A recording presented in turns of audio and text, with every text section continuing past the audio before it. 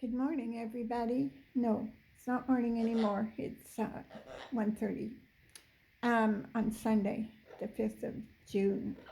So, um, I'm not doing too much for horse videos these days, but I'm painting my terrain paintings. I have two that I'm still working on. I'll show them to you presently.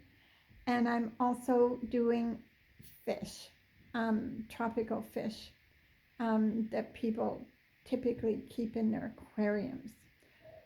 So if I get up and turn around, I can show you my big terrain painting. This painting is 40 inches high.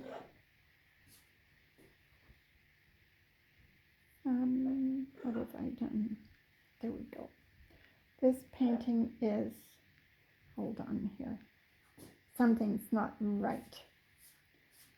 Okay, so this painting is 40 inches high and 60 inches wide.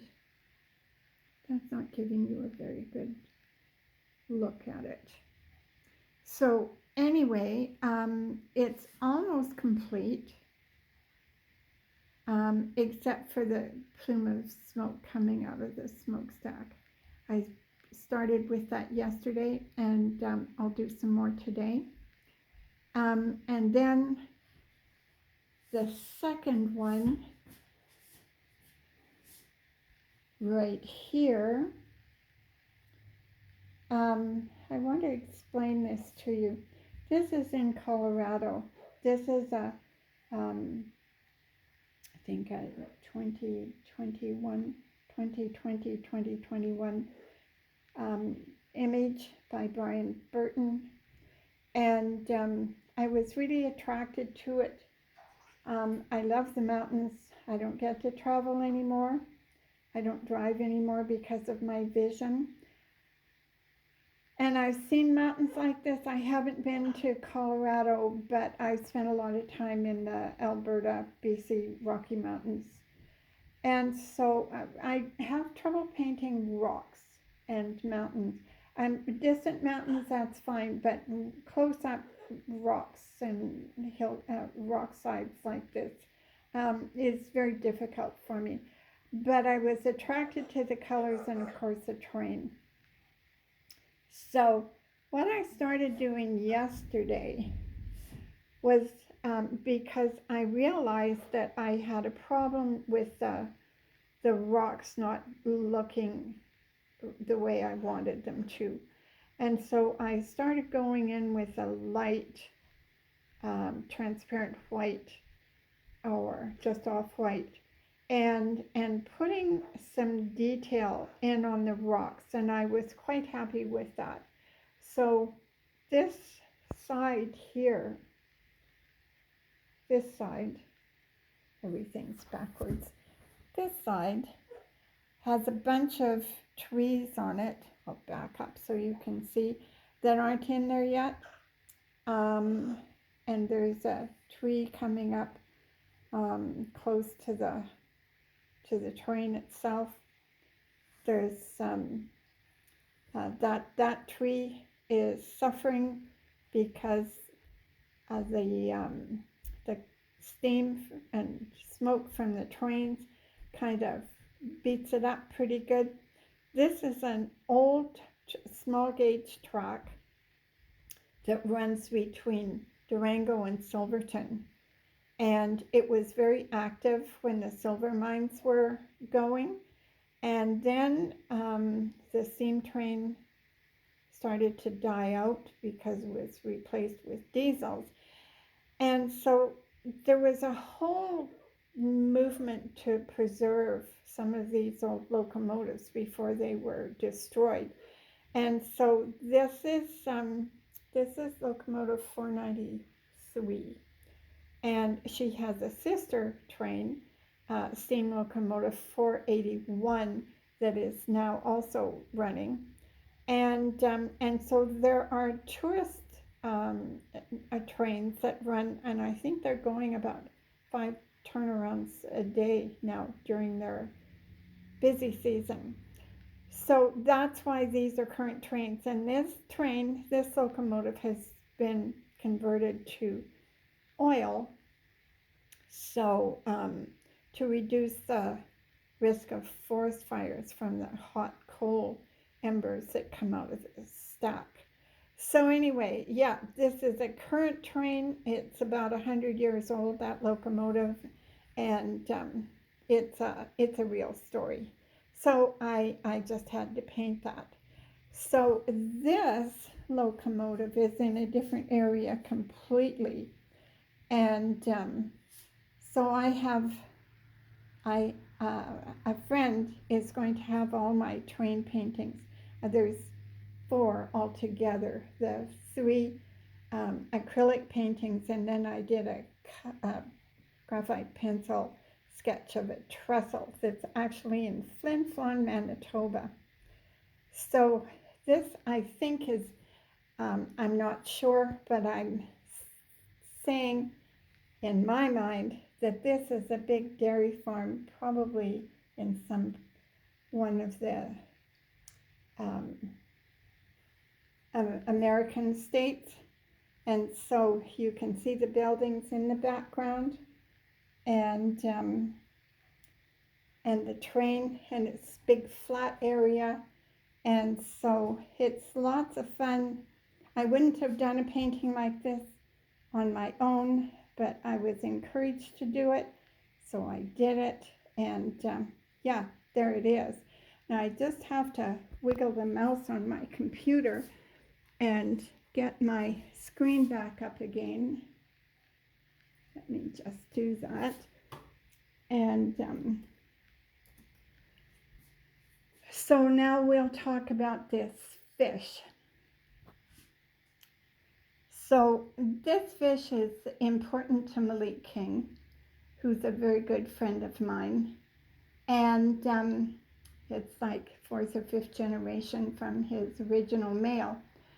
And I could do a couple of things with this kind of painting. I could do it as, in the horse world, what we would call a conformation, a shot.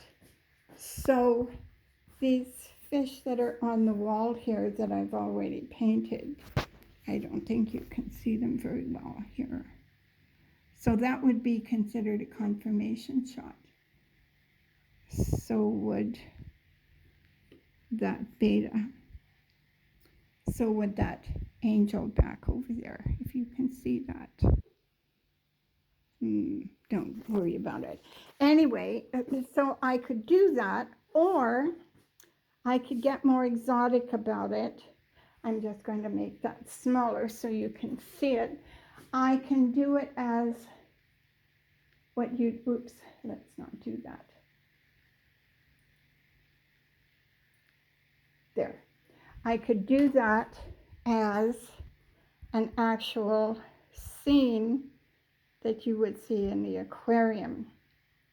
So the thing that's interesting about that, I'm going to step closer, is that fish that's in the background above, up here.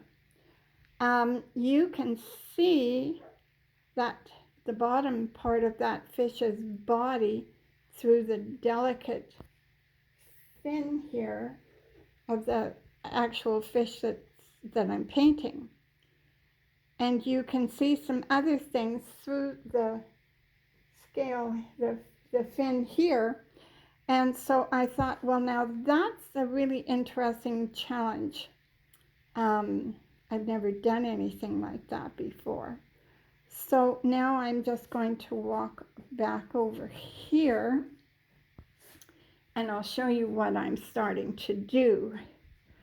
So learning to be an artist is it's interesting because we're so used to looking at the surface, but if I tried to paint this from the surface backwards, it wouldn't work.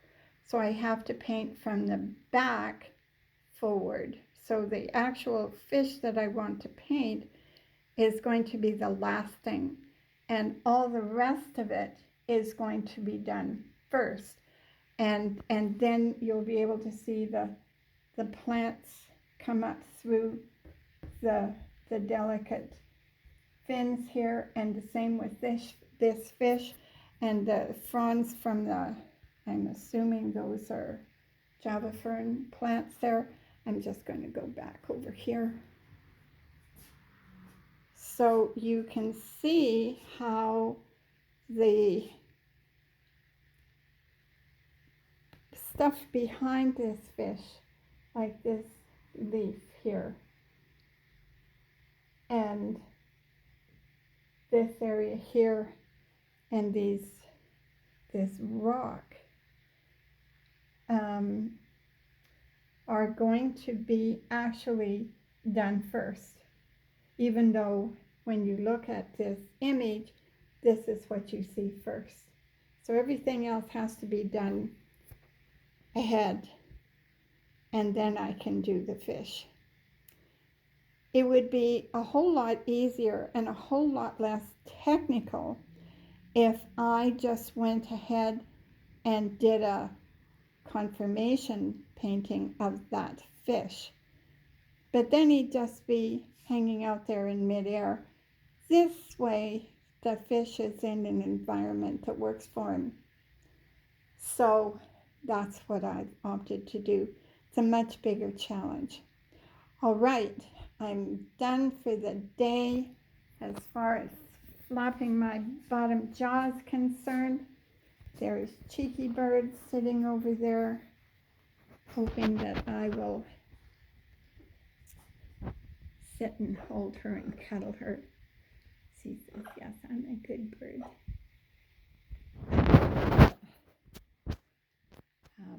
I don't want to say boss because you have to remember I'm a horse trainer, and I dealt with all those really tough horses that nobody else at the time wanted to deal with. So I draw a line in the sand for her behavior when it gets too bad. It's a bird. Anyway, yeah, so here's another video. At some point I'll learn how to be able to switch from it facing forwards to facing outwards. At the moment I can't figure out how to do that. Somebody with more technical skills than I will get there. Anyway, have a great, what's left of Sunday. It's just after, let me have a look here. It's just about 2 o'clock. Just about time for the old lady to go make a meal, but I want to do some more work in here. But I'll catch you up in a couple of days. Thanks, everybody. Be well and stay safe. And if you're not doing well because of that blasted virus, then just take it easy and get better. Bye.